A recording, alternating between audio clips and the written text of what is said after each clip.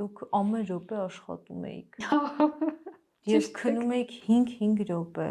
3 տեղ էիք, չէ՞, աշխատում այդտեղ։ Եղել է նույնիսկ ավելին, որ տեղով, այո, 3 տեղ, բայց զուգահեռ աշխատանքները, երբ որ հաշվում էինք, 5-ը անցնում էր։ Ես չեմ ուզում, որ դա իբրև օրինակ ծառայի, դա Այն մասին է, որ երբ դու ուզում ես երբ նվնվալ, ուզում ես, այո։ դու պիտի տեսնես, թե ինչ օրինակն է։ Ես միշտ ասում եմ՝ մի խղճացեք ձեզ։ Չափից ավելի շոյել, վայ, ինչ մեղք եմ ես, վայ, ինչ խեղճ եմ, վայ։ Այդ ոչ միտեղ չտանող ճանապարհ է, ըստ էության, եթե դուք ուզում եք հաջողության հասնել որևէ խնդրի մեջ, ապա դուք պիտի կատարեք առավելագույնը։ Իսկ առավելագույնը նշանակում է ուժերի, կարողության, կամքի ծայրահեղ գեներացիա։ Հավաքում ես ամբողջ ուժերը, գոտ է պնդվում ես, այդ գոտին ձգելը եւ